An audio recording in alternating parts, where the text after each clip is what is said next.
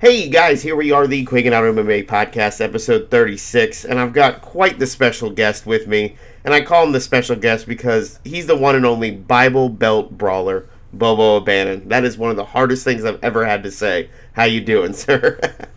Man, I'm blessed. How about yourself? Not too bad. So I really, we talked about this before we got started. I really appreciate you taking the time. Just knowing what I know about you, you work 14-hour days, you're taking care of your wife, the kids, you're training with somebody overseas. So, I just want to kind of start out with why bare knuckle fighting? Like, why did that appeal to you, and how do you make it fit in your day to day? 5 2-minute rounds. Once I get in good enough shape, I can hold a sprint for 2 minutes. And I'm sad to say, the world has not seen me there yet, has not seen me in that shape yet. I am getting there. I am getting closer. And, with the help of my new trainer you were speaking about, I am getting closer there. But I enjoy the fight style of it. We can grab in the clinch and punch in the clinch. And I'm an inside fighter. I've got long arms. I'm 6'2", and I've got like a 79-inch wingspan, and Yeah, that's pretty I've got intense. reach. But yes, sir. I enjoy fighting on the inside, man. It's just fun. I showed that in the Calmas fight. I can fight on the outside. I can fight on the inside. And I enjoy it because it is a challenge, with my long arms or whatever. Hmm. And I've never been accused of doing anything the easy way. So. And I think that really showed in that Calmas fight. I mean, from what I understand, you took the fight on just a few days' notice. That's how they bumped it up, that everybody was on a few days' notice. But, that fight didn't look like either of you had taken it on a few days' notice. So, what was it like to go in there and, have probably one of the greatest heavyweight fights in bare knuckle fighting history? Because in my mind, that's what it was. It was raw, it was aggressive, and it was just two guys, no pun intended, trying to knock each other's heads off. Like, that's what it was. Yes, sir. Yeah, Feldman, I don't know if you noticed or if you remember seeing it, but Feldman come up on the ring apron after our fight, talked to both of us with only the rope separating us, and he told us the same thing. He let us know that was one of the best fights that, matter of fact, he said that was right up there with the Knight Lobov fight, is the way that Feldman told Ooh. us right there on the ring apron. Yeah, so that was like, you couldn't tell me nothing. I had my chest poked out walking around the rest of the night. You couldn't tell me nothing, man. Feldman just told me that. Come on now. But, man, I had been training. I'm not going to say I was not training. I was not fight ready. I Hmm. was still, my new trainer from Wales, we had decided that I was still probably 5 or 6 weeks out from fight ready. And, even being 5 or 6 weeks out from fight ready, we were good enough to where in 4 days we pushed it and we went flat out for about 2 days. And then for the last 2 days, he was like, "That's it. We'll do nothing else. I'll have none of it." And so that was it. We literally did nothing else. And I was like, "Coach, man, can I go for a jog or something?" He said, "No, you cannot." He said, "You can eat and you can rest." Yes, sir. He said, "Drink plenty of water." Yes, sir. So I sat around, dude. Let me tell you something. When you used to working the way that this man trains me every day, Hmm. and then you go straight to doing nothing at all, oh my goodness, man. I look like doggone that Disney movie Happy Feet. My feet was just steadily doing this. I'm steadily shaking, wanting to go do something, man. And you seem like somebody who just is that kind of person. You're just go, go, go. Never stop. Bobo, go, go. Maybe that's maybe that's why it works. But talk a little bit about what it's like to train with somebody. We talked about this before. You're training with somebody via FaceTime. Something we never Yeah. thought would be possible or never even considered 20 years ago.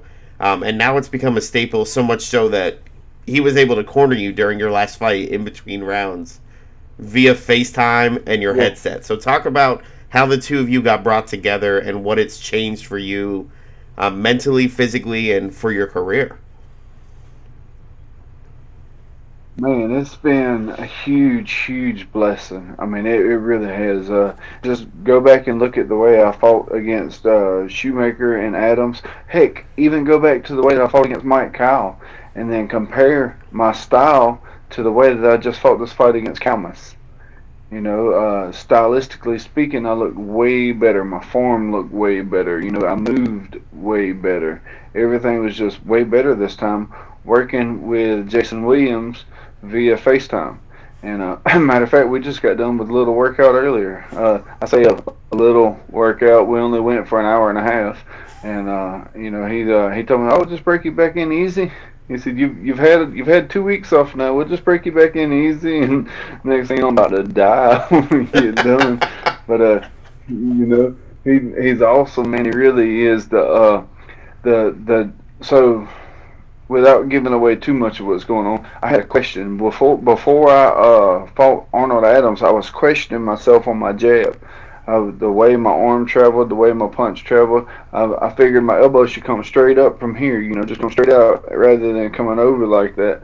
And I could not make it work. I couldn't, man. I tried. I spent 20 minutes on the bag right there just trying to make it work for 20 solid minutes, trying to make, I just couldn't get it to work. So this guy, Jason Williams, reaches out to me. He wants to know if I want to, if I'll start training with him via FaceTime. And I've had like 2 or 3 other people reach out to me over the same exact thing. And my very first reaction was no. I was typing him a message to tell him, nope, sorry, bud, I'm not interested in that. And something stopped me. Something stopped me. So I stopped for just a second, and so I prayed about it. And I was like this, nervous whenever I was typing out the message. And I stopped and I prayed about it. And after I prayed about it, my nerves calmed down. I wasn't shaky no more. I wasn't nervous feeling no more. I was just at a calm, at an ease. I was like, man, all right, Lord, you brought me into this. And, this guy come up here. And so, because we're fighting because me and my wife both believe God told me that we need to be fighting. Told both of us on separate occasions. But anyhow, so I'm like, you brought me into this, so I feel like you're telling me this, so we'll do it. And the very first thing that he taught me, well, he told me, he said, look, I want you to hit the bag. He said, hit the bag. We'll let you have a go at it for a round, and then we'll see exactly what I'm working with and all. So I went to hit the bag, and he stopped me about a minute and a half into the round, and he addressed my jab. I was like, okay, let's see where he goes with this. The way that I'm throwing my jab now is the exact way that I couldn't figure out before, because there was one detail about like that big that I was missing. One minor thing that I never would have thought to do. And once he showed me that one little bitty minor detail, it fixed it. And as you could look back at the Calmus fight, my jab was coming. It was quick. It was snapping. It was crisp, and it was landing. Well, according to the punch stats, all my punches were landing 68% of the time. So, and that's an amazing story because, like you said, so many people now reach out. Oh, I can help you. I can help you. I can help you. And it's one thing, to sit at home and I've been watching MMA since I think late 2008, early 2009. It's really easy to say, oh, why didn't you do this? Why didn't you do that? Oh, you need to do this. I'm not getting in there. Like, that is not me, and it's hard for somebody to give that kind of advice and for you to go, all right, so you've never been in a fight and you're telling me how to throw a punch. All right, cool. right. And then, so, of course, you've got this guy reach out and say, I can help you. I want to train you. And like you said, you thought about it, you prayed about it, and you said, nerve stop. Like, obviously, that was meant to be in your life. And the Calmus fight, like you said, you were 5 and 6 weeks out from being fight ready. Yeah. 4 days from, yeah, I'm sorry. Yeah, you're right. 4 days notice, you're like, you know what? Let's take this. And, I mean, all credit to Calmus, too. I mean, you did some damage to him, but that dude would not stop. Look, I'm going to tell you now, Zach Calmus is one of the toughest guys I've ever fought. Dude, I threw 119 punches. I landed 68% of those punches. and they were all clean shots, and he just kept coming forward. Just to let you know exactly how tough he is. Now, I'm not bragging on this at all. I hate that this happened, but uh, he lost one tooth, Yeah, I and saw then went that. to the dentist. Went to the dentist to see about that one tooth. His plate on the roof of his mouth was cracked. They had to pull another tooth so that his plate in the top of his mouth could heal properly. And that man, that broke my heart whenever I found that out. Like my wife would tell you, I tense, I'm balling my fists up, clenching my teeth, crying whenever that happened. I don't like hurting people. Hurt, yes, you can get over hurt in a day. Injury, no sir. I don't care who it is. I don't care how angry I am at them, how angry they are at me. I do not want to injure anybody under any circumstances. But hurt, yeah, man, hurt's cool. You get over hurt.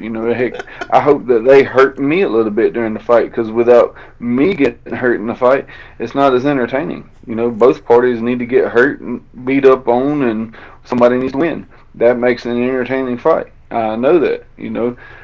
As a fan, that's what's entertaining to me. When you get two guys in there, guy A beats the fire out of guy B, then guy B is beating the fire out of guy A, and then all of a sudden, one of them win. That's exciting. Yeah. What is not so much is whenever one guy A just dominates guy B the entire time and the fight's over with. That's not as fun to watch. And I gotta say, like, it's so funny to hear you say, I don't want to hurt people. Well, I want to hurt them. I just don't want to injure people. And considering the nature of what you're doing in there, it's coming. And, I've talked about it dozens of times at this point. When I first saw bare knuckle fighting, I said, no, I'm not interested. It's not. And I remember I went to one of the first BKFCs in Tampa. And the first time I heard a knuckle hit a skull, I said, that is the worst sound I've ever heard in my life. But I couldn't look away. The more you watch it, and like you said, those 5 2-minute rounds, every fight's entertaining. Every single fight has to be entertaining. And then, like you said, going back and forth, having two guys just, not two guys swinging and missing, swinging and missing, swinging and missing. No. Two guys landing clean punches, like you said. And I'm even more impressed that you know the statistics of your fight, because most people don't know that. They're like, I landed a lot of 119, 68%. I feel like your wife is giving you a quiz before the show to make sure you know it. No. I'm good with numbers. You can tell me a number and I'll spit it back out to you. Just for instance, I remember when I was 13 years old, a girl that was my girlfriend at the time, I lived in Florida. I still remember her number, and I didn't call her phone maybe 3 or 4 times. So I mean, I'm just good with numbers, and the only numbers I paid attention to is that I threw 119 punches and that I landed 68% of those. So I figured I needed to hang on to those two. It didn't matter how many I landed. I could take my calculator and figure out how many I landed. Well, and you talk about being in Florida. I'm in Florida, so right outside of Tampa. So, Okay. it's just, you've probably got to be one of the most interesting people I've talked to, just because you're so soft-spoken. You're the guy, like, walking down the road, hey, Bobo, how you doing? Like, everybody's just, hello, hello. Like, I just feel like that's kind of your demeanor. So, where's the Definitely. switch? Like, what changes Bobo outside of, the ring to the Bible Belt Brawler? Like, where do we go, and how does that switch? Because it seems like as soon as the fight's over, you're back to walking down the street Bobo. Like, that's what it is. Look at it. I walked Zach Calmus around the ring. He tried to hold my hand up. You can see it almost looks like a butthole kind of move, but it really was not intended that way. You can see he grabs my arm to hold my hand up. I put my arm on his hand, pulled it off my arm, and I grabbed his arm to hold him up. To walk him around the ring. Just only thing I was doing was, I wanted people to give that man some attention, because I don't care how good of a fighter you are. If you're not in the ring with another really good fighter, then you cannot have a really good fight. Period. End of the story.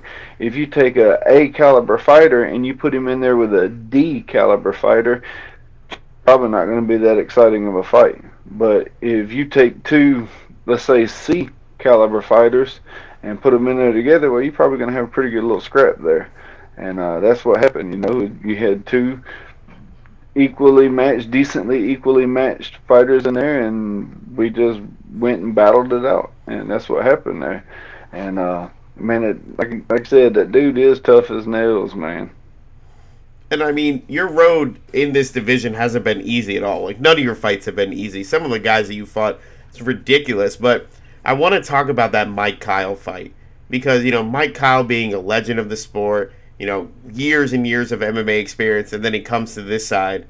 What was that like for you standing across the ring and going, was it like one of those, like, oh my gosh, it's Mike Kyle? Or was it, you know what, that's just one more person in front of me to get me moving forward to where I need to be? It was an extremely strange, awkward, elephant in the room combination of the both of those feelings. So let me tell you what happened.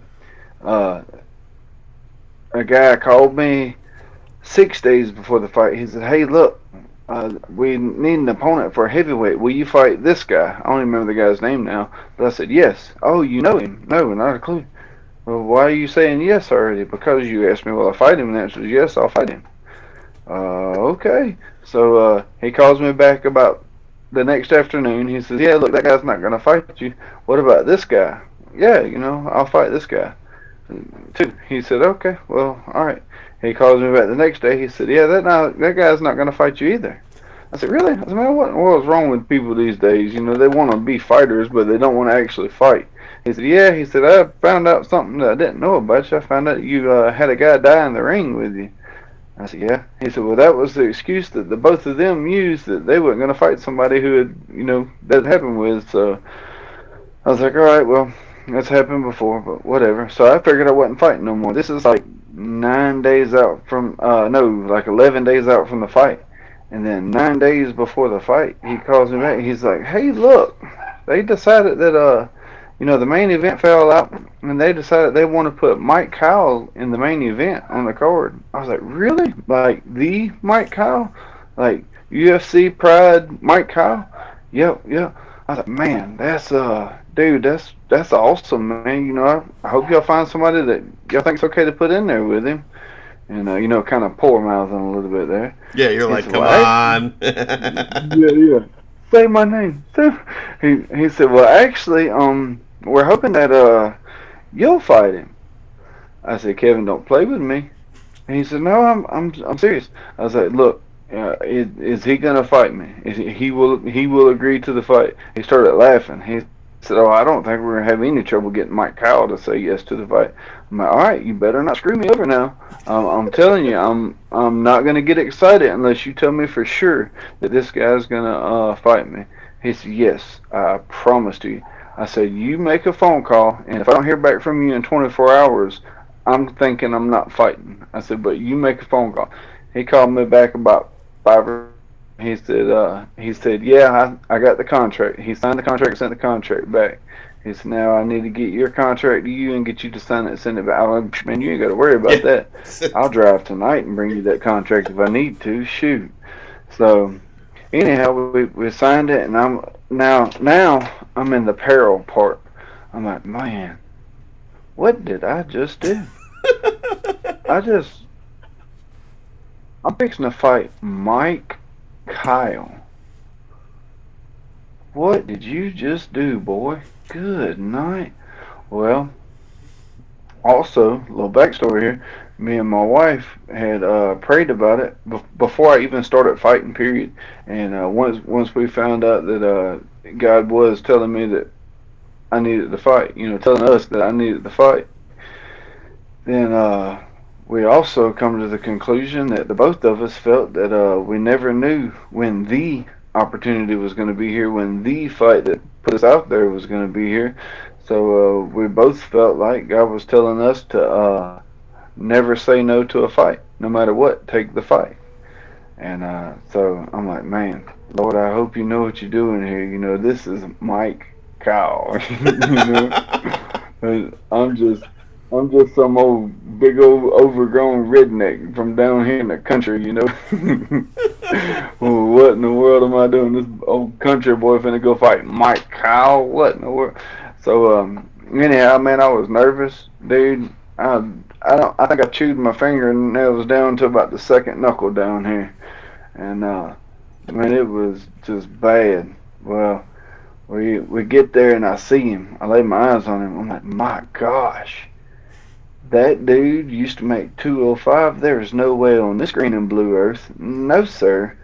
And then I stood next to him, and I was like, oh, man, he's fixing to break my skull. He's going to have to, but he's fixing to break my skull.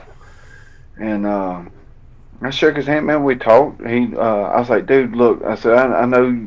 I don't know if you get this very much. I said, probably not from people you're fighting, because you're probably generally fighting other people who have fought everybody in the world.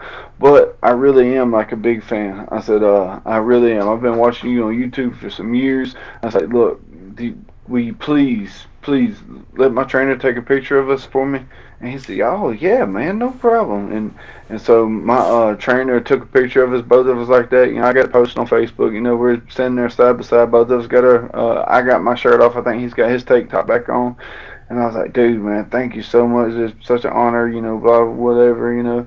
And dude, you want to talk about starstruck? And then to know that this star that you're struck with is fixing to for real strike you tomorrow night. Come on. Boy, I tell you, I was nervous as a long-tailed cat in a room full of rocking chairs, I'm telling you now. Well, then, you know, we get in there and he hits me and he drops me. And he dropped me pretty hard. And all I knew to do was look at my trainer. And I looked at him and my trainer's sitting there like this. I'm like, I'm on my hands and knees looking at him like, that ain't good, is it? I don't know if that's good or not. Man, is it good? It must be real bad. And by the time he goes, get up. So I got up and I looked at the referee and I was like, hey, I'm okay. I'm fine. Yeah, I'm good. Let's go. And then, you know, the rest of the fight happened. But look, I'm telling you now, that dude hit me so hard, man. Good. He gave me a complete factory reset. It was a bad deal for me there for a little bit. But that's such a cool story because you do respect it, and you see a lot of these guys, you know, coming in, you know, and at one point people were saying they were coming in on the tail end of their careers, but I feel like BKFC is giving some of these guys new life. You know, you can't train the same way you were at 20, 25, 30 when you're pushing 40, when you're pushing, you know, 44, 45. And you need to just focus on the stand-up, your cardio, and your defense and your offense. Like, that's it. You don't have to worry about leg kicks, takedowns, submissions.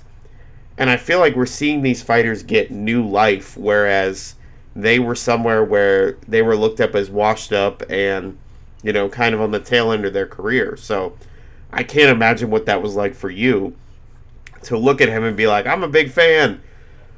Oh, you're going to hit me tomorrow. Yeah. You're fixing knock my teeth out. Good night.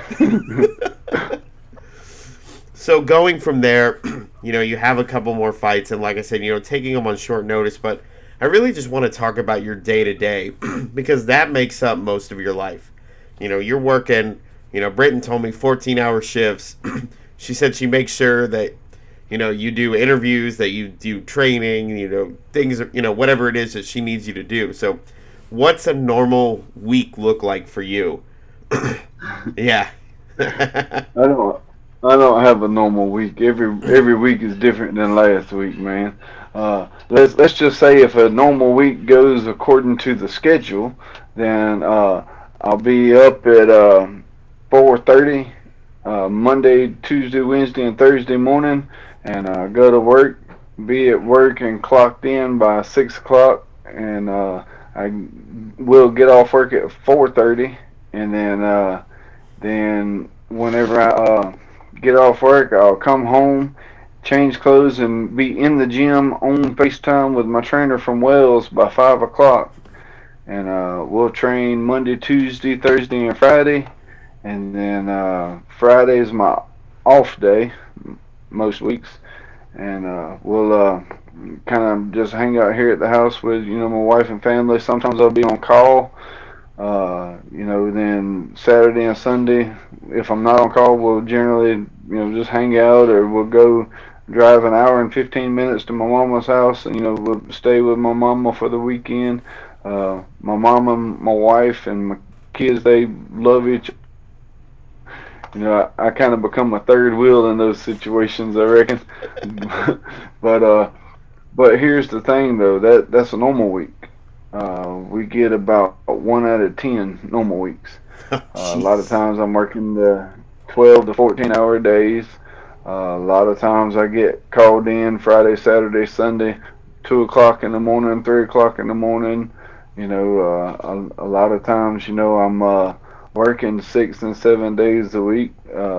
Most times I got to come in on that Friday that I'm supposed to be off. We the area that I work in, we've only got I think 3 mechanics down there, and somebody's generally most of the time taking vacation or sick or whatever.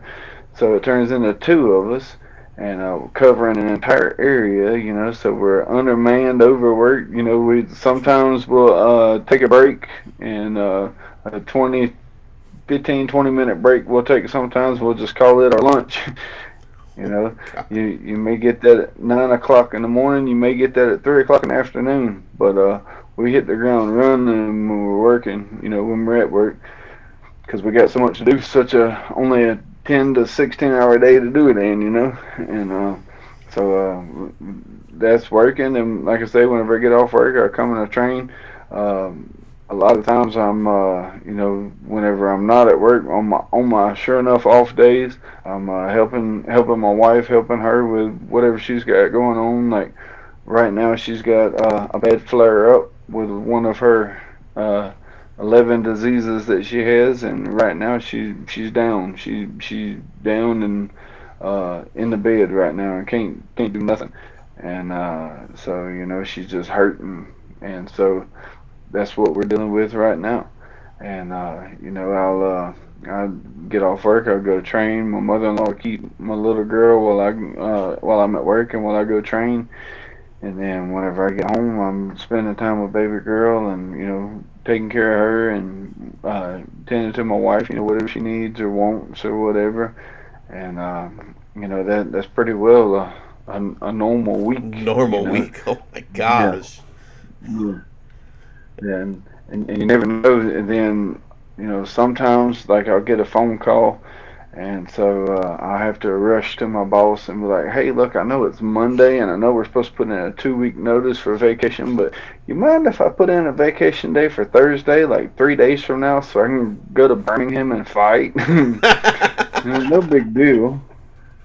So, Well, but obviously yeah, he said man. yes, so. Yes, yes, and my boss loves me to death, man. My direct supervisor loves me to death, man. We have a very very good work relationship together, and matter of fact, I've been to his house, taking my family to his house to meet him and his family, and it's just he's a super super awesome dude, man. He really is. There's no doubt about that, and he he knows that whenever I'm there, you ain't gotta ask me twice. I'm working. I'm doing what needs to be done. I'm just a hand. You know what I mean? A hand to work. A good hand to work, and that's what I am. I'm just a good hand. You can tell that by my performance in the ring. I get in there and I clock in. The bell rings. I clock in and I go to work. Now, there's been a few times where I got work, but I'm still getting up, and I'm still going to be there, and I'm still going to do it to the best of my ability. And so I just that's my work ethic, man. That's who I am. That's how I am. My father's half Hispanic, and all I got out the deal was big fluffy hair and a hard head. Once I put my mind that what they found out at work, and it's been for the last 2 or 3 places I've worked at now. But what they have found out is they can go, man, I bet you can't pick that up, or I bet you can't loosen that bolt right there, or I bet you can't do this. My gosh, I probably couldn't have. But once you said, I bet you can't, I'm getting it done. I will find a way and I'll get it done. So if there's something heavy that needs to be carried, I can already hear it before it happens. Bobo, I bet you can't tow that over there. Oh, well, I can now. Thanks for the motivation, guys. Yeah. Thank you, you jackwagons. But that's just the way I am, man. It's just people tell me I can't do something, and that's been my whole life. People tell whenever I was playing baseball, I used to play baseball coming up through park ball all the way up till I was 15 years old. I played baseball, and they used to tell me, "Oh, I bet you can't pitch. I bet you can't get up there and pitch." Well, I couldn't. I could not until I tried. And then once I tried, I was 14 years old, and I was throwing 86, 87 mile an hour. And I had a. Do you remember John Rocker for the Atlanta Braves left-handed closing pitcher? And he had that big, huge curveball that did like that.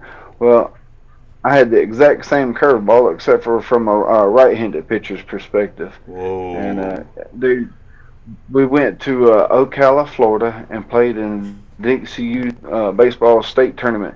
And that Pensacola team that won all the back-to-back World Series was playing against them. And their ace guy was in the batter's box. He was up there. I threw that curveball, and it come out of his head. He threw back like this and just threw his arms out there. He looked silly. And then the next pitch, he drove about 487 feet. But besides the point, that one pitch. You made him look silly just once, yeah. Yeah. I don't care about that 1,000-foot home run he hit. Yeah, and I played baseball as a kid too. Yeah, man. So I get that, and they put you in right field, and they said, I bet you can't throw it to home plate. And I threw it, and it didn't bounce. And they went, well, that's where you're staying. And I was like, oh. So some of those games were like out in the field. I'm lying down.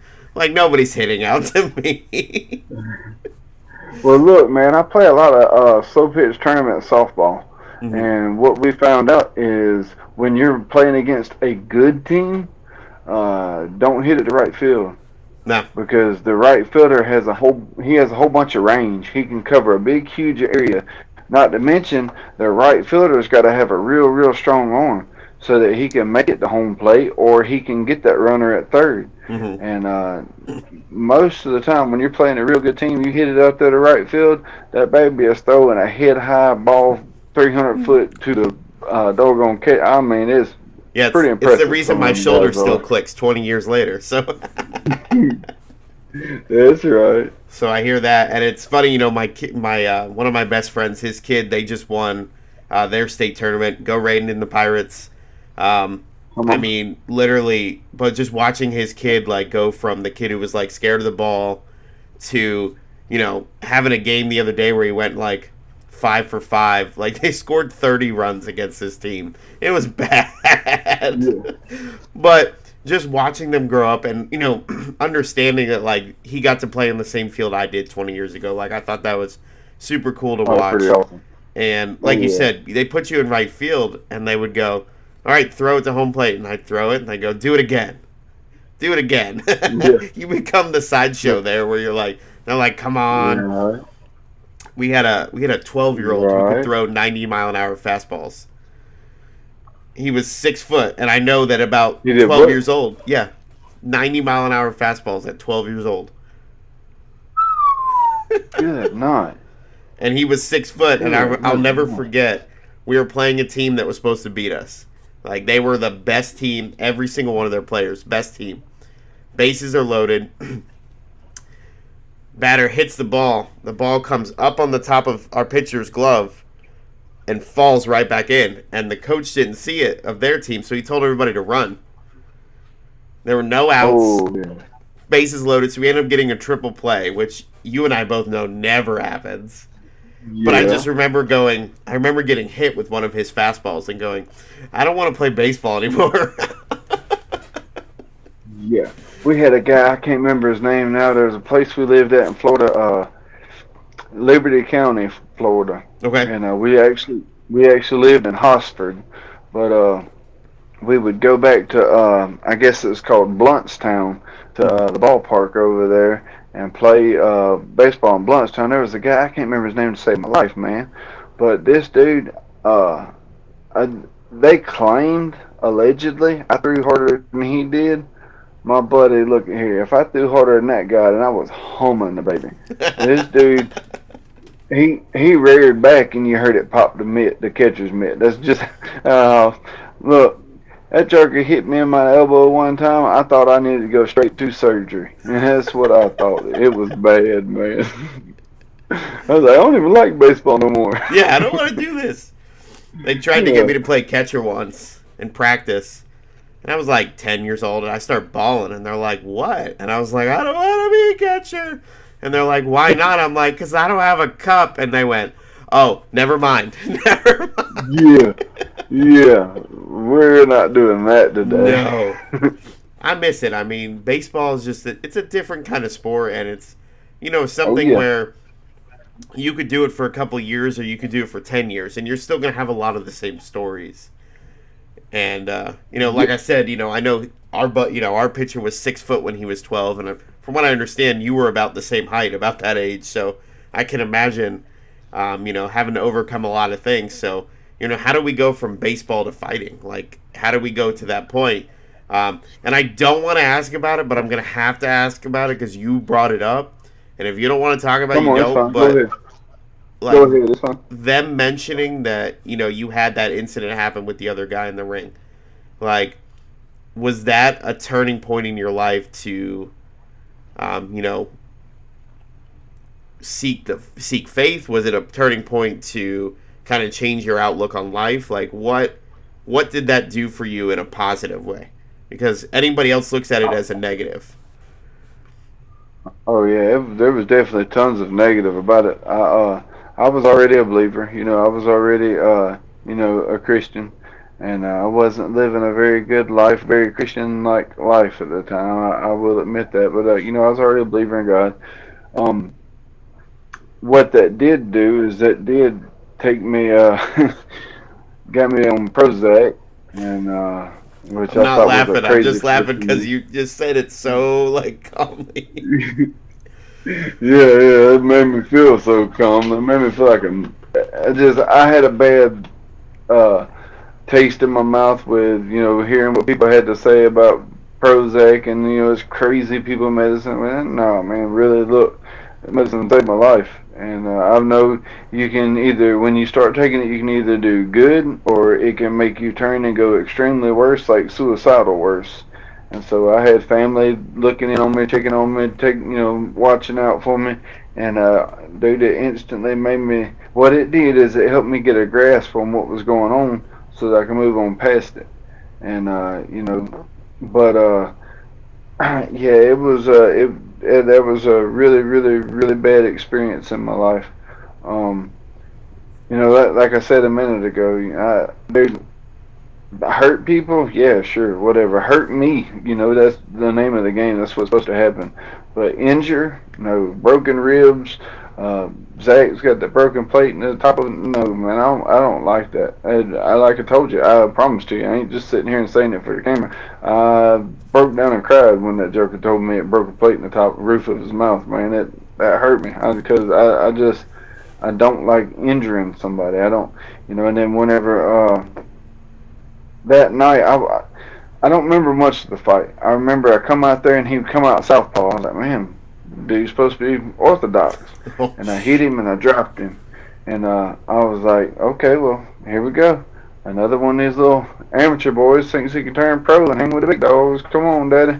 And I get up and I turn around, look at my corner, and I say, hey, calm down. He's okay. And I look at him. He's bouncing back and forth like he's mad or whatever. And I'm like, oh, this is fixing to be fun. We're fixing to have a good time. And that joker reared back, and I opened my eyes, and the canvas is like right over here. I said, oh, man, what in the world? I got up, and I was fine. And then they tell us to fight again. He reared back, and about the time the canvas is right here, my nose was pressed into the canvas. I said, oh, man. My thoughts was echoing. I was like, this is not good. And so I get on my knee. Echoing. Yeah. I get on my knee and the referee's in my face.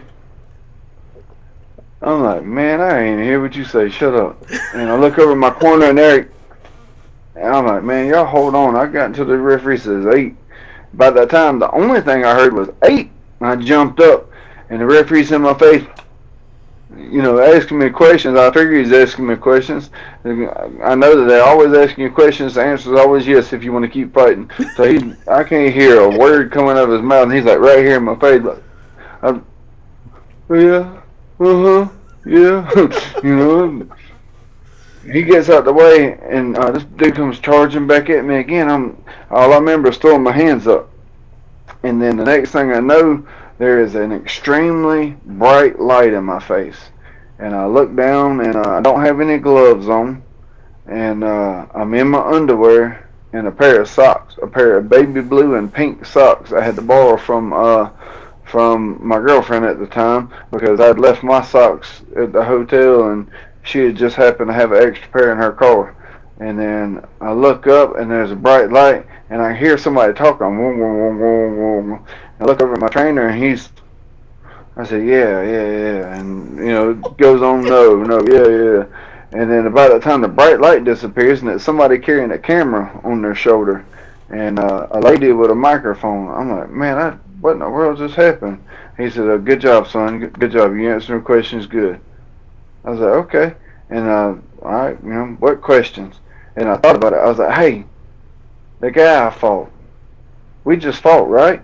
He said, yeah, you just fought. I'm telling you again, you just fought. Okay. Is he okay? I got a feeling he's hurt. Something's wrong. He said, hold on, let's go ask somebody. And so I get dressed and we're walking out the dressing room. I was like, hey, I just fought, right? Yeah. And I said, the guy I fought. I feel like I keep asking you about the guy I fought. Why am I asking you about the guy you fought? He said, come on, son. And took me to a commissioner. And I was standing in front of the commissioner and I go, hey, the guy I fought. And my trainer says, I know. Hold on, son. You're fixing to ask me about the guy you just fought. I'm like, whoa, he's a psychic. He knows. And dude, my brain was out there. That dude beat me down. And I asked the commissioner, I said, hey, man, I said, the guy I fought, they said they took him to the hospital, is he okay? Oh, yeah, man, he's just got some broke ribs. He's having trouble sleeping. Okay. I later found out they told me that lie because they were scared of what I might do to myself had they told me the truth, just because of the kind of person I am, Mm-hmm. I get home the next night. My manager calls me, and I said, "Hey, Mr. Eddie." He said, "Hey, Bobby." Yes, sir. I can hear the tone in his voice. He said, "Hey, I need to talk to you. Can you talk to me?" I said, "Yeah, Eddie, I'm here." He said, "Hey, look,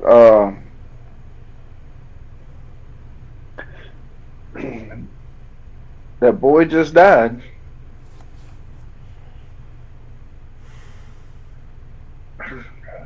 I said, "You better be effing kidding me, Eddie."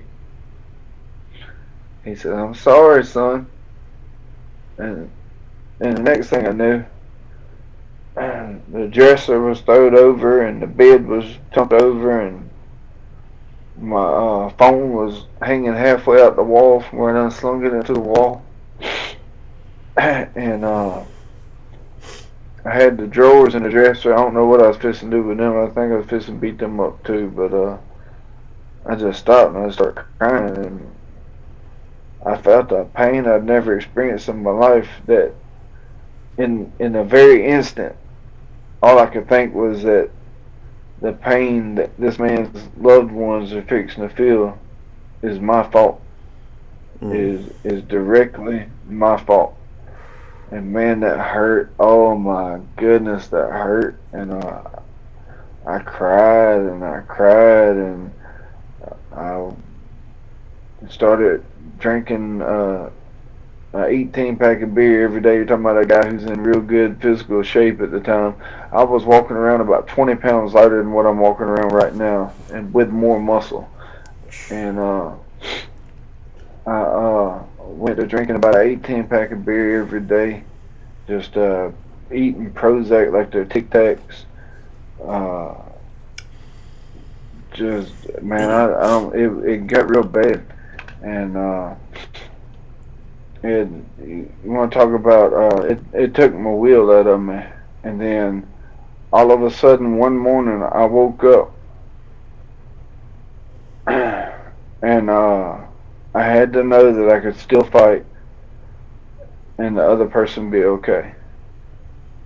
And so I called my manager and I told him to get me a fight. And I fought quick. After that happened, I think it wasn't like 3 months later. And I told him, I said, Eddie, I said, get me a fight. I said, I don't care who it is, I don't care where it's at, just get me a fight. And he said, son, what's going on? And I couldn't tell him over the phone because I couldn't talk. I couldn't hold myself together. No. So I went to his house and I told him what was going on. I told him I just got to know that that it'd be okay. And okay. So then I won I think my next 2 or 3 fights, and then I lost like 3 or 4 after that, whatever it was. Mm-hmm. And I still wanted to fight. I still wanted the money here and there, but I didn't want to hit nobody. And I would hit somebody in the ring in a fight on fight night with a crowd there. I would hit somebody and I would stagger them, and then I'd hop back and bounce from foot to foot like I was sparring, and wait for them to let me know that they was okay, or wait for them to come at me. And once they recovered, then I'd go back to fight, and I'd hit them, stagger them again, and I'd bounce back, and just kind of pop a little jab to make it like I was still doing something or whatever, not hitting them, but kind of just touching them, in their shoulder or chest or whatever. And once I seen they was okay again, I'd keep going. And it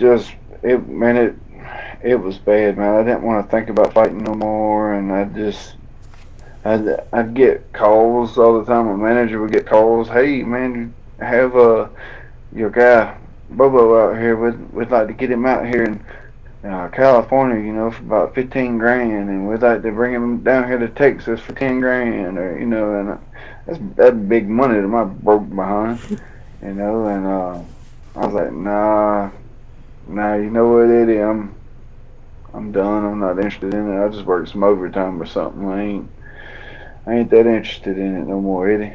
And so I quit fighting for a while, and then my buddy Brock Weaver. Mm-hmm. I remember Brock when he was like a kid at the gym, man.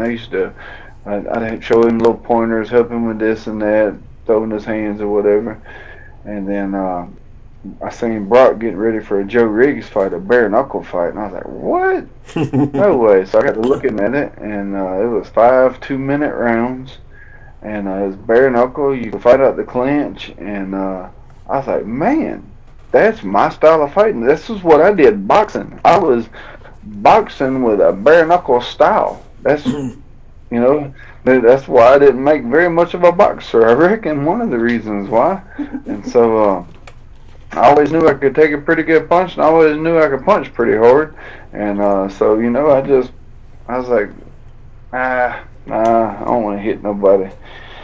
But then me and my wife got to praying about it, and one day in church, it was laid on my heart that I need to be fighting. I need to do this. There's a purpose. There's a call for it. And I was like, no, Lord, because this woman right here beside me, before we got married, she told me she was not going to be married to a fighter. So if I ever planned on fighting again, then we just need to not get married. So I told her, nope, you ain't worry about that. I ain't fighting no more, Mama. That's it. I won't fight. If it's you or fighting, then I choose you. And we're in church. It's laid on my heart. I'm like, nope, can't do it. Man, it's less than 2 minutes later, she nudges me. Tells me to lean down to her. She whispers in my ear. She said, God's telling me that you that you need to be fighting. And I don't like it, but that's what He's telling me. Dude, I go to ugly crying. I'm bouncing and crying like I'm falling asleep. I'm bouncing so hard. And she, what? All I can do is give her my hand. I can't talk about it right now. Yeah, not at this point in time. So we get the car and we're headed home after the service, and she's like, "Can you talk to me now? What happened?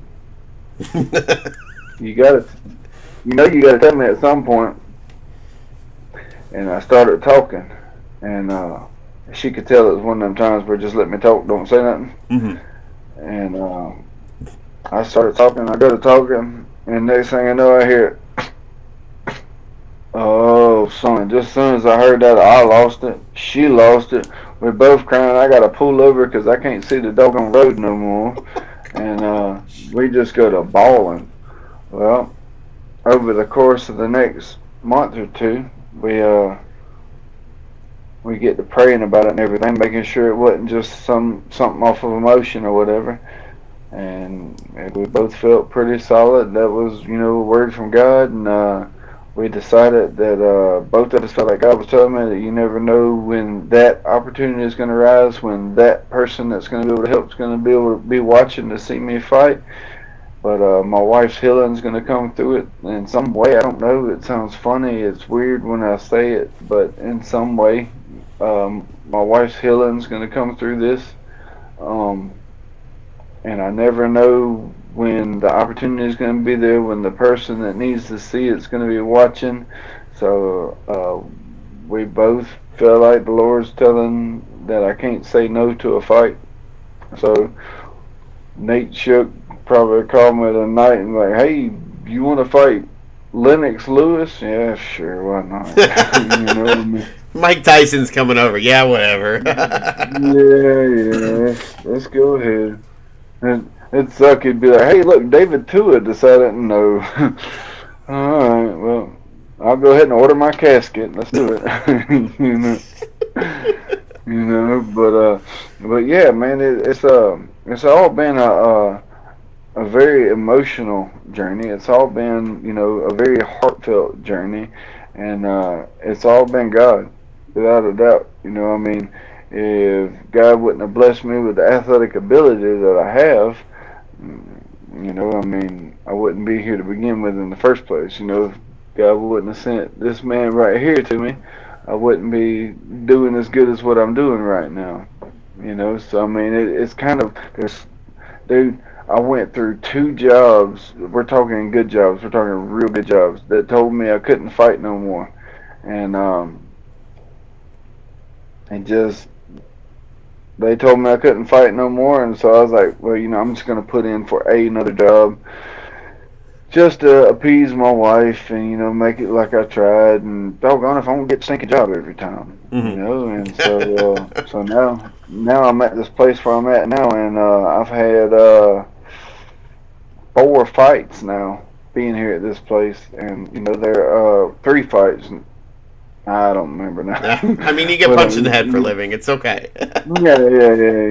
Memory is irrelevant at this point. That's why I've got a computer. But so and this place is 100% supportive of me. Like I say, it is a doggone good job. I'm a millwright at Georgia Pacific Paper Mill. Maintenance mechanic at a paper mill. So I make decent money, and got a very good job. So I mean, can't ask for much else. And they let me take off the fight. They're supportive of my fighting, and it's like I'm some stupid little hometown hero or something. I say stupid little because whenever I watch them movies, I'm like, that's so cheesy. That don't happen. And then all of a sudden, here I am. The thing that I've always thought was cheesy in the movies, it kind of happens at work, and I think it's cool, man. I really think it's awesome. I really do, and the people that get to see my story, get to see my wife's story, and get to see that God's in the middle of all this. That this is not a decision that we just decided, hey, let's go fight bear knuckle. It wasn't a decision that we made. It was something that was laid on both of our hearts at the same time. While we was at church. So I mean, I don't know. I just whatever God's got in store for me, I hope and pray I'm able to do it the right way. Uh, so first of all, on behalf of myself and anyone who watches this, thank you. That was incredible. Like that, just that whole, because no one's ever, and it's not a competition, but no one's ever going to be able to beat that. No one's ever going to be like, oh, I started, fighting because, I got in this fight when I was 7 and I thought I was good. Like, no, like what you just told me, like, we talked about Britton, we talked about your wife and everything, and I think it's just so funny because you mentioned that she said, if you're going to be a fighter, we're not going to be together. And now she's basically your manager. Like, she's basically the one setting things up and making sure you stay on track. So you did a full 180 in that, and it's working for both of you. So I wanted to kind of switch gears. I still can't process everything you just told me. I'm not going to lie. It's not a lot of times that I'm speechless, especially doing this show, but this is one of those times where I just can't even process what you just shared. Like, thank you. Yes. So talk about Britton, Yeah. because we're gonna call her the star of the show. Can we take a time out for just a second? I'm Yeah. on 2% and I need to get a charge. Oh gosh, yeah. I'm so sorry. No, you're fine. I was on 30. I was on 35% whenever we started. Apparently, my phone eats the battery.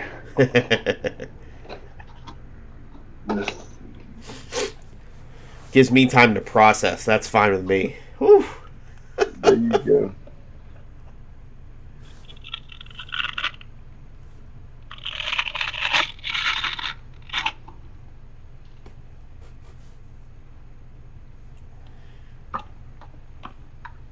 Whew.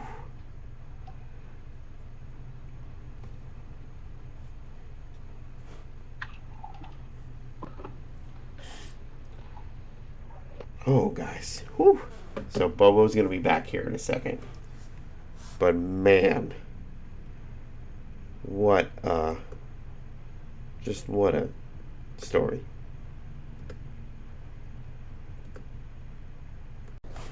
Well, All right, guys, we're back. Because, the Quiggin Out MMA Podcast was so torn up about that, we killed Bobo's phone. We literally took the battery right out of it.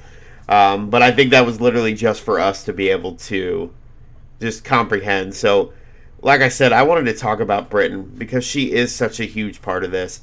And she's got everything going on with her now. Like you said, bad flare-ups. And you said 11 diseases that she's having to deal with. 11 ailments that she's having to deal with. So I want you to talk about just her and, what she goes through, what you do for her, and, how anybody listening can help.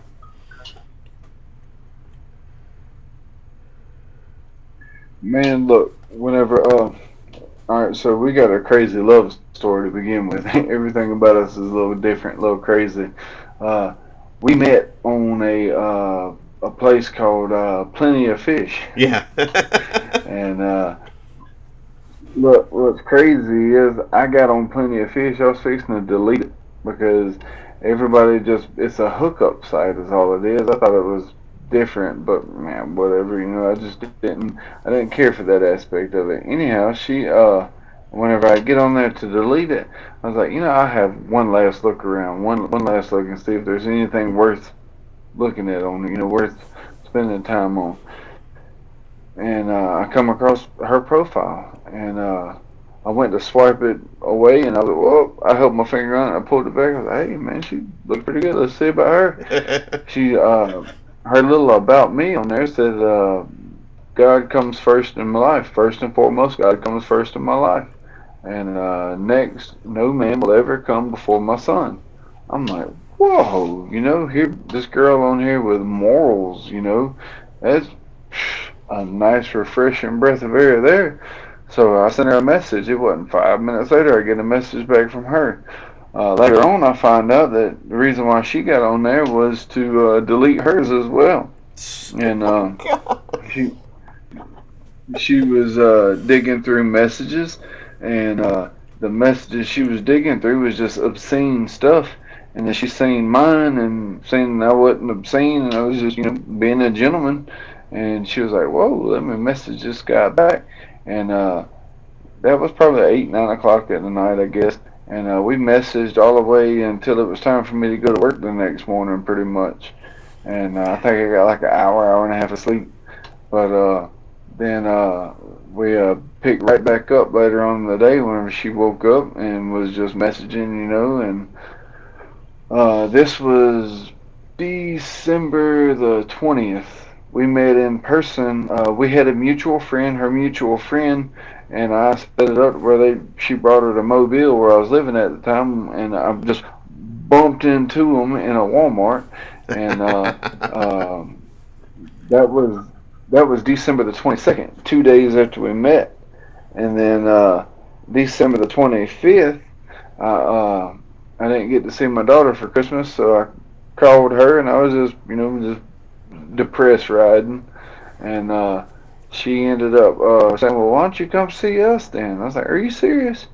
She said, "Yeah." I was like, "Well, just so happens I am on Highway 98 and I am headed towards Mississippi, so why not?" So she sent me her address, and I came on out here and met her family. They fell in love with me. I fell in love with them, and the next weekend I come back and ask her daddy, "Can I marry her?" And yeah, yeah. So we met on December the 20th, and then we got married on January the 15th. Oh my And gosh. yeah, I wish I'd have run into her and met her 10 years ago. And but well, actually, I think we did meet back in like 2012, but maybe anyways. So we didn't know that it took us a few months of being together before we realized that was each other. But or no, it wasn't. Anyhow, it was after we had done already started talking before we realized that was each other back then. Mhm. But she told me before we got married. We obviously we talked quite a lot and had a whole bunch of conversation. But prayed about each other with each other and everything. And she told me before we got married that she had the heart disease and everything. Okay, well I'm sorry. I hate that. That's terrible. But what can I do to help you? No, really? I mean, yeah, I'm serious. I drove an hour and 15 minutes from Mobile to her house here in Mississippi, like 12 or 13 days after we met. It was before we was married, so it was within 3 weeks of meeting. And whenever I drove out here, my whole purpose of coming out here was to bring her some water and Gatorade because I know that she dehydrates real easy because of her heart disease. And I brought her some chicken noodle soup because that's what she wanted because she was sick. I drove out here, brought that stuff to her, let her mama show me where the pots and everything was so I can heat her soup up for Oh my her. Got her gosh. soup, poured her soup, and spent probably 20 minutes with her. She was tired and wanted to go to sleep. Okay, give her a kiss on the forehead and got back in my truck and drove an hour and 15 minutes back home. And went to work the next day. But she was just thrown back that I would drive that far just to bring her, Gatorade water and chicken noodle soup.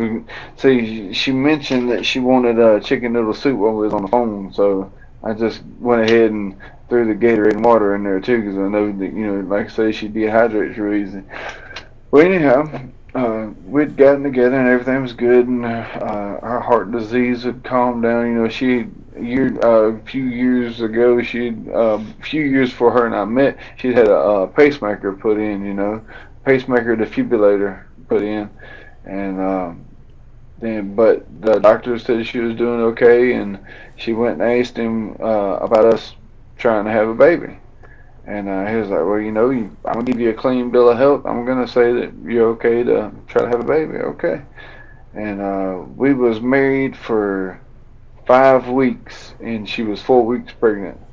And I, we was married for 6 weeks, and she was 4 weeks pregnant. And I had decided that, or we had decided that we would try. If didn't nothing happen within a year, then we just knew the answer was no.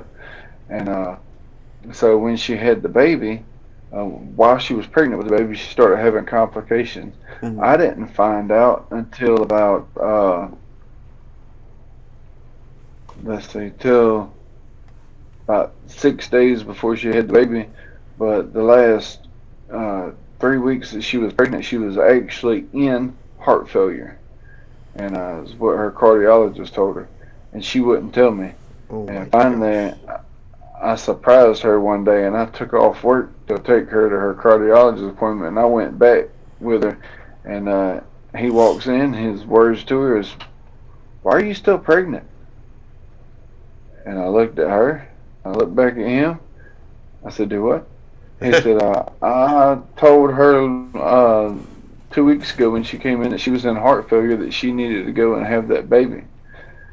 I look at her, when I'm telling you, I had a complete come apart on the inside. I held myself together in front of the doctor, but I'm telling you, I completely come apart on the inside there. And I said, are you kidding me?" And he said, "Nope, nope, okay." And I get back in the car, and where are we going? To your to your doctor. We fixed to have this baby, and took her to her gynecologist, and he had give her a steroid shot to make the baby's lungs and everything develop and quickly. Hmm. And I was like, "Look, man, I got to be honest with you." I said, "I'm sorry." I said, "But help her. Anything you can do, just I need her to be okay. Help her."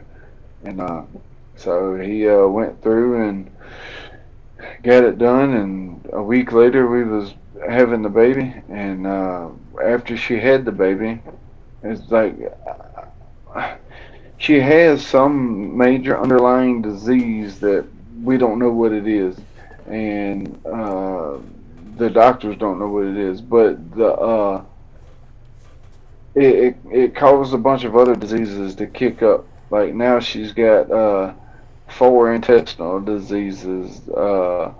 Ulcer, ulcerative colitis is one of them, and it's flared up and giving her fits right now. And she's got like she can only eat certain things, and she can only eat them for like a week or two, and all of a sudden she can don't know what she can eat, and it'll take us 4 or 5 days to figure out what she can eat. And so she's constantly losing weight without trying to, constantly unable to eat. And we're always having to figure out what she can eat. And then sleep. Sometimes all she can do is sleep. Sometimes she can't sleep if she was taking Ambien.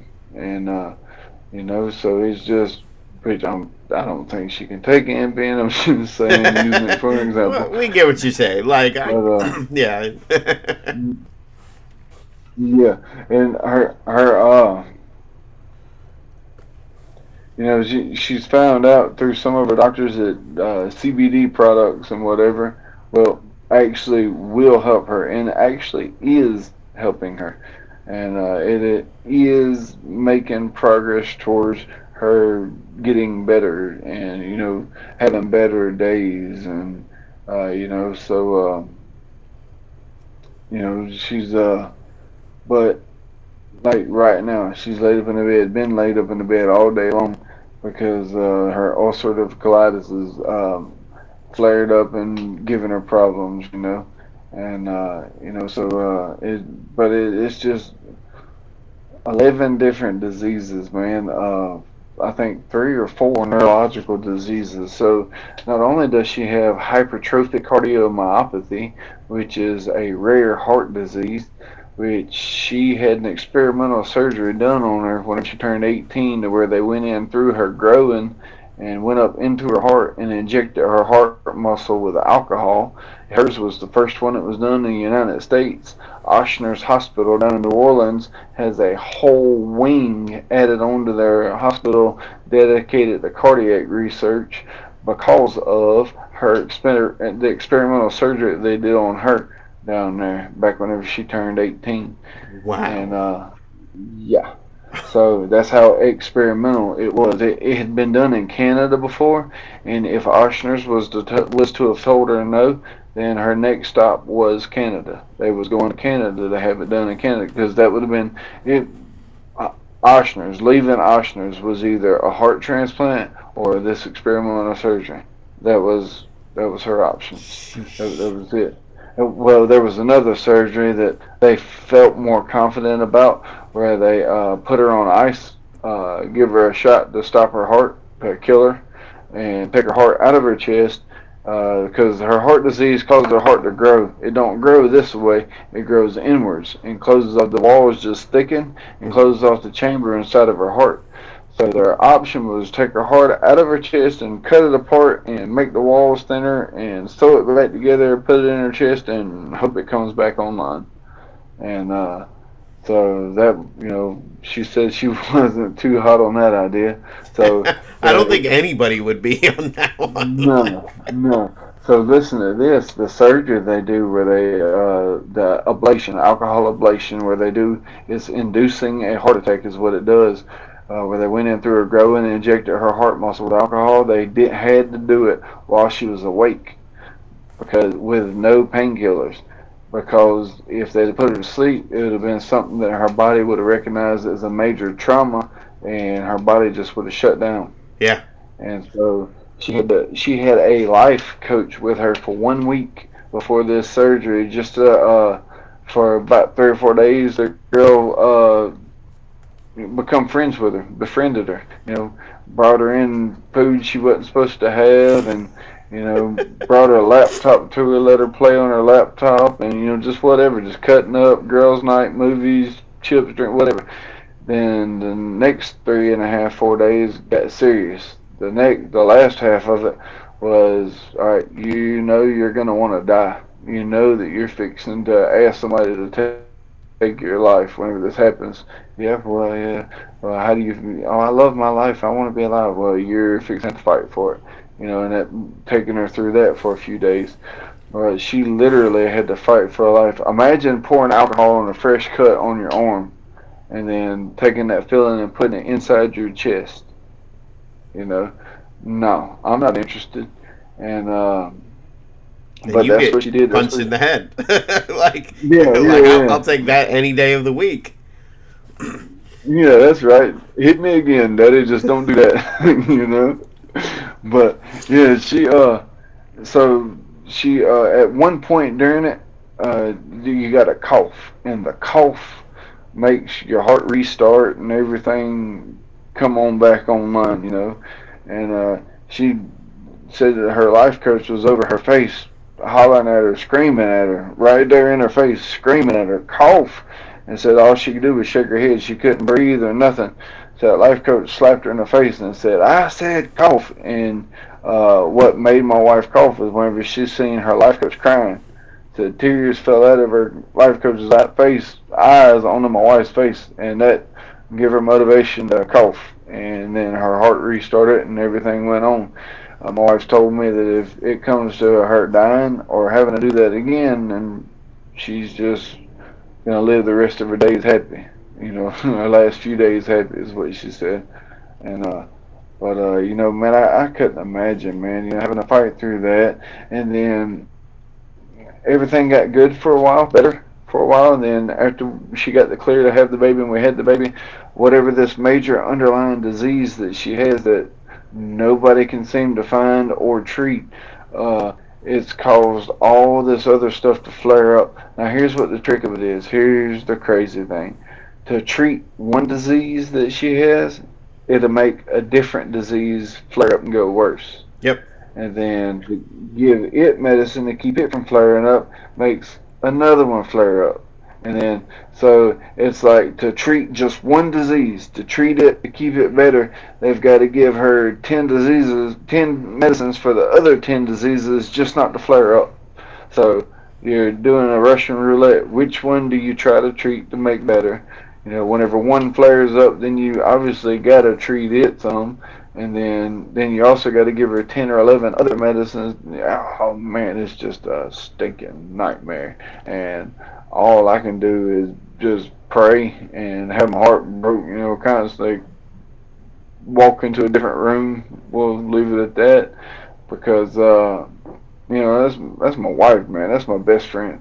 That's we've been married for January was 4 years now. And I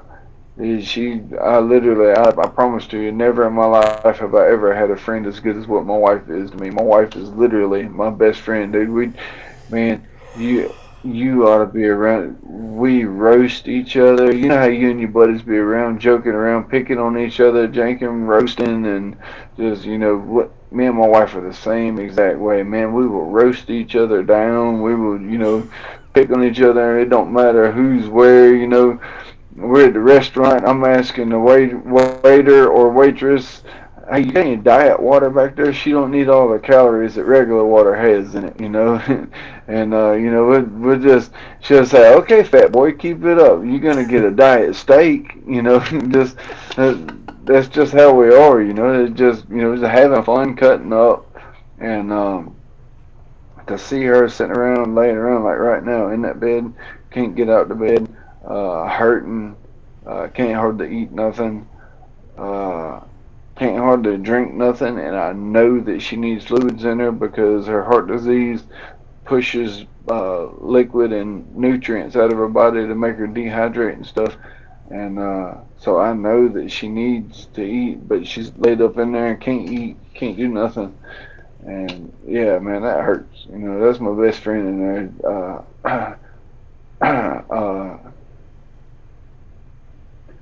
That's my best friend in there right now, laid up, just hurting.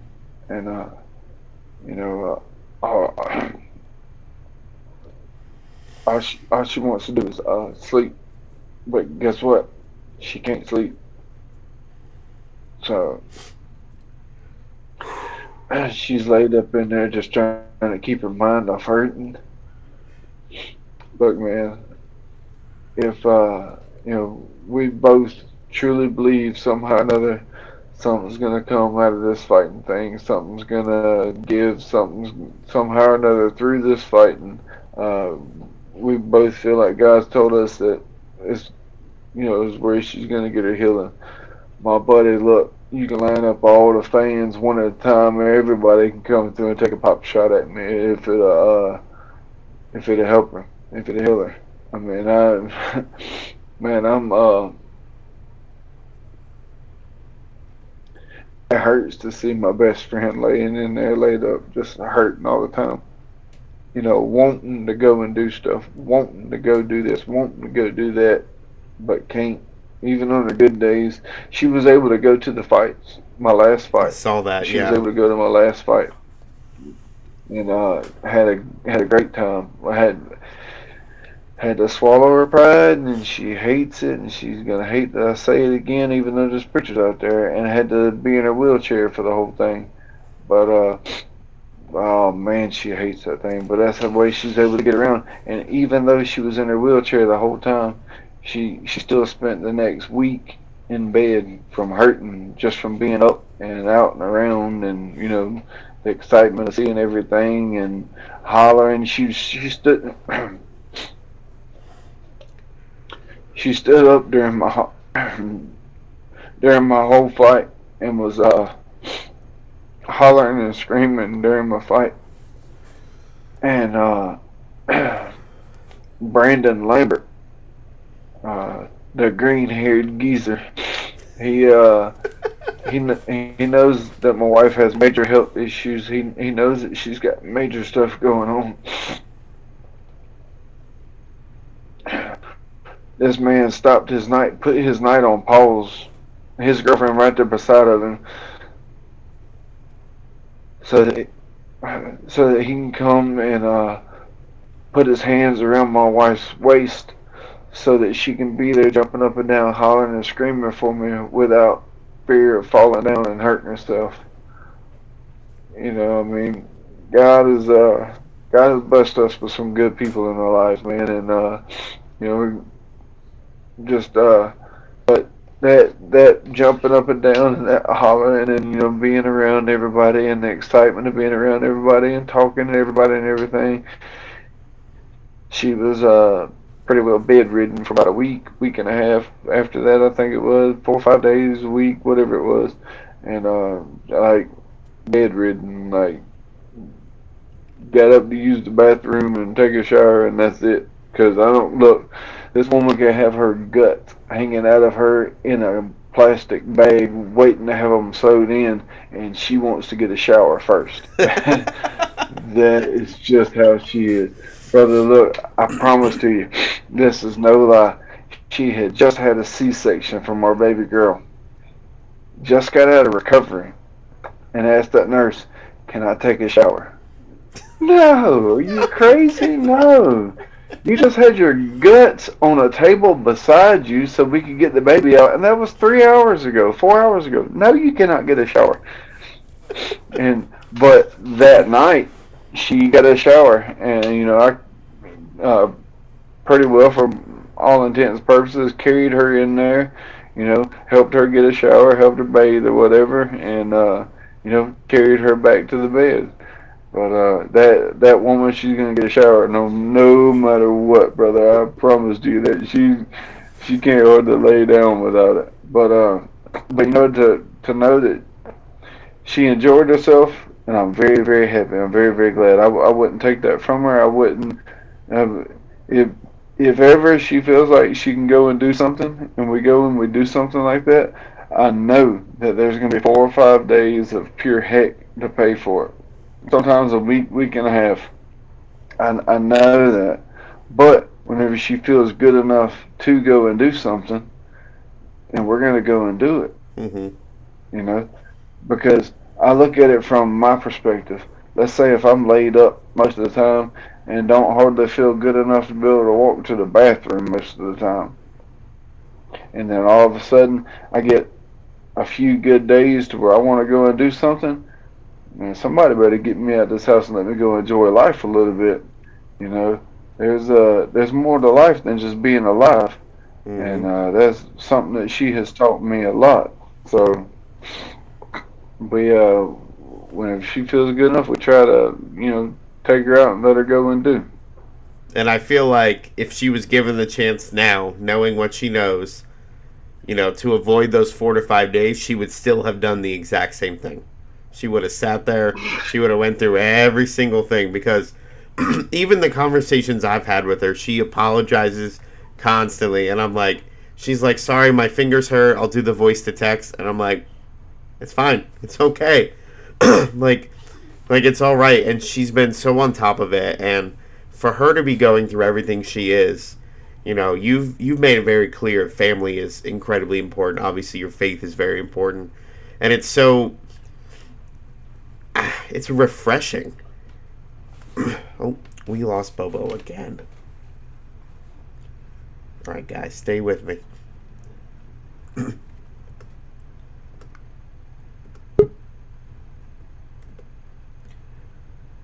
You leave again? I'm telling you, man, this doggone phone. But you were saying it's refreshing. It is refreshing. Just everything about you. Like, you've shared some of the deepest, darkest stories I think that I've ever heard in covering this sport for over a decade. You've told me things that, like, rip to the core, in a sense that I'm not just like a journalist spinning a good story. Like, you could have told this story 100 times, and I'd listen to it 100 times, because I'd probably have missed one little thing, one little moment about it. So, thank you for that. Thank Britain for everything she does for you, because she might think she does a lot, but she's garnered her own following because of what she does. Look, this woman, I had a manager, and my manager was not getting me any sponsorship money, and so me and my wife had a talk about it. We was on the way to her brother's house, which is about 3.5 hours away, and I was like, "Look, you're fixing to be my manager. I'm fixing to call my other manager and tell them, hey, it's just not working out. I'm going to tell them why it's not working out, and you're going to manage me." I don't know anything about managing fighters. I can't blah blah. You talk. You're real good at talking. You have really good people skills. So what you're going to do is you're going to find me sponsors. I know you don't know how, but you have what it takes to do it. So that's what we're going to do. And I called him. I was like, hey, look, sorry, just not a fit. So we're cutting it loose. And, you know, look, in the first fight that she managed me in I think it was, I think it was 13 days, 10 days, ever what it was.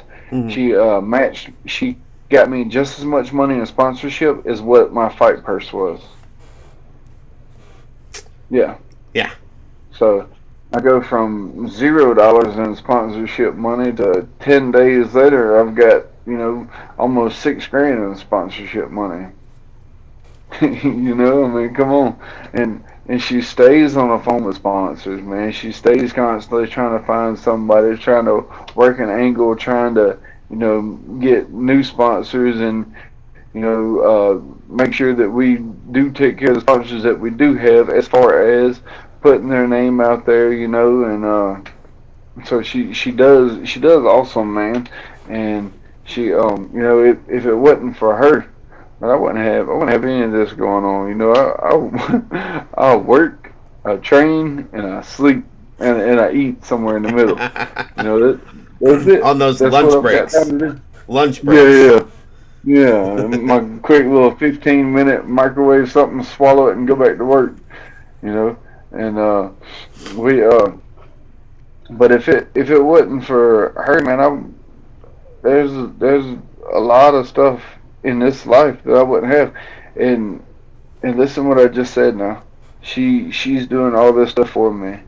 She makes all these phone calls, sends all these emails, talks to these people, texting with people, getting with other people on who to contact, and all this stuff, man, all day long while she's hurting, while she's flared up, while she's constantly in pain, uh, while she's got her blood pressure cuff next to her, taking her blood pressure all the time, making sure her blood pressure's not dropping out to where she's about to pass out, and got all this stuff going on, and still doing her level best to take care of me, to take care of us. I mean, what else could you ask for, man? I mean, she breaks my heart with how passionate she is in this, man, and it just it is all it's awesome to see, how hard she's willing to work and how far she's willing to go for this. Absolutely. And that's why I kind of wanted to bring up. I'm going to keep kicking them out.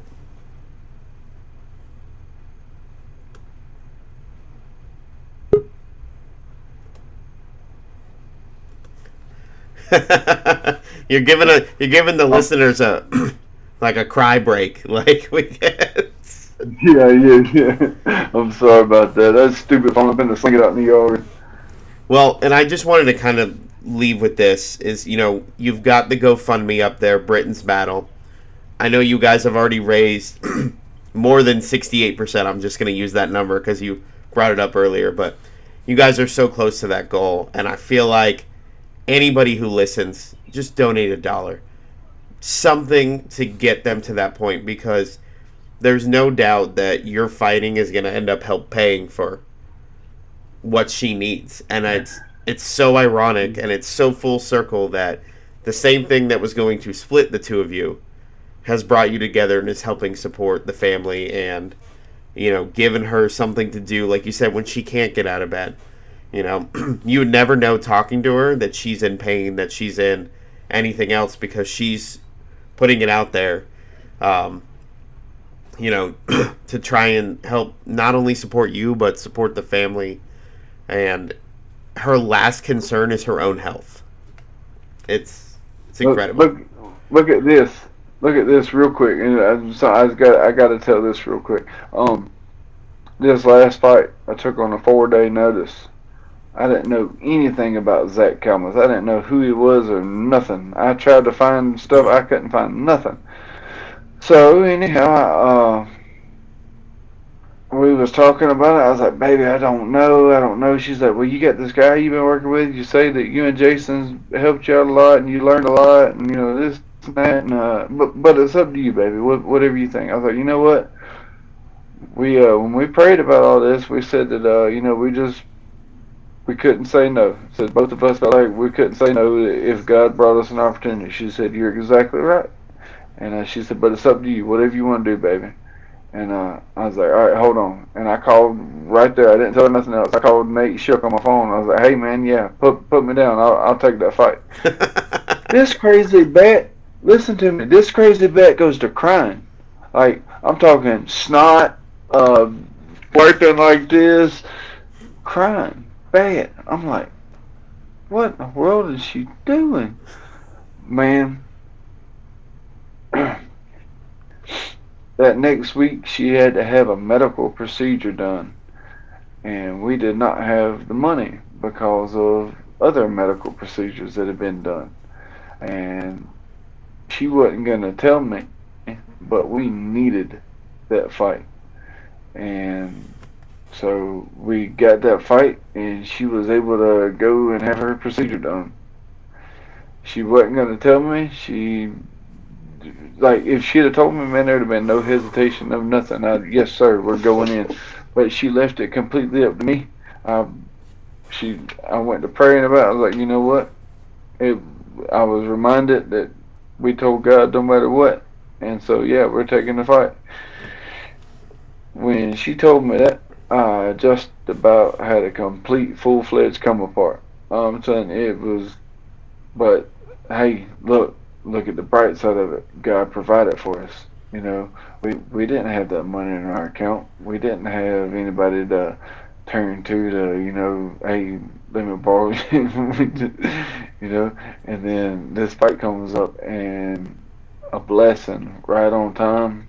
I mean, come on. So, yeah, that fight money's gone, but guess what? My wife's okay. My wife's doing good. So, you know what? On top of the fact that you, so you mean to tell me you went and fought and you didn't get nothing out of it?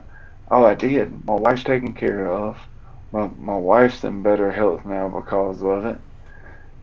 And guess what? I just got fight of the night. What does that do for my next fight? What does that do for my reputation, for my demand by the fans?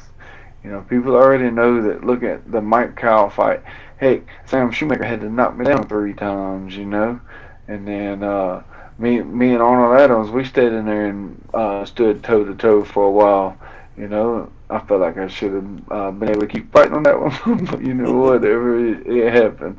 But so people are starting to see. Then all of a sudden it builds up to this fight of the night with Calmus. People are starting to see, hey man, that Bobo guy, he's exciting. It don't matter if he gets his brains beat out of his ears or if he whips somebody else. He brings it. He comes to fight. He comes to entertain. So that's going to start putting me more in demand. So yeah, we got plenty. We got plenty out of this one, and I'm very happy, very blessed, man.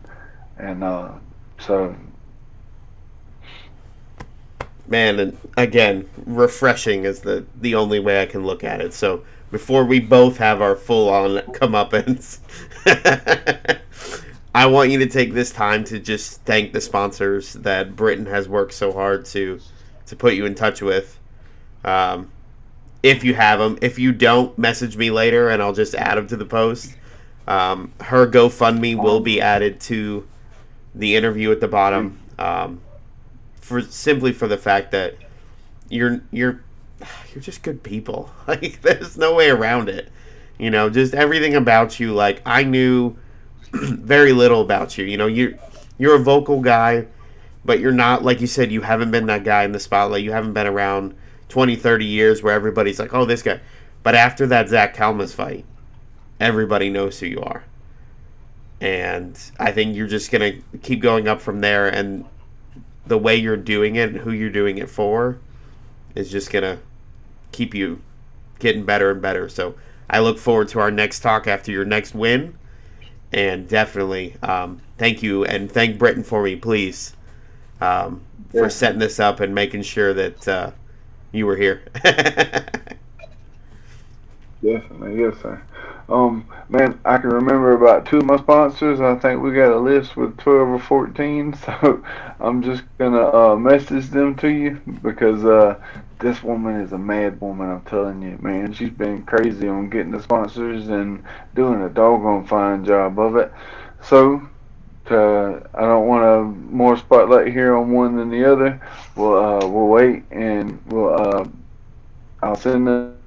Only one I do want to shout out to is my new trainer uh, with Boxer Tricks, Mr. Jason Williams. Cornered me via Facetime in my last fight. You know, I mean, the man reached out to me. He stays up from 11 p.m. his time till 1, 2 o'clock in the morning his time training me. So you know, I mean, yeah, that's awesome, man. That's definitely a godsend right there. And you know, outside of that, just want to thank God for giving me the stage, and thank God for what He's doing in mine and my wife's life. Best way to put it, like it really was. So, Bobo, on behalf of myself, Combat Press, La Barba Cubana, I still don't know how to point to my own hat after all this time. Bertzo's Bake Shop, Fat Boy Jiu Jitsu, and then Epic Jits Tees for, creating a logo and bringing this thing to life. It's been an absolute pleasure, and I can't wait to see you back inside that squared circle. Thank you, sir. Y'all have a blessed one. You too.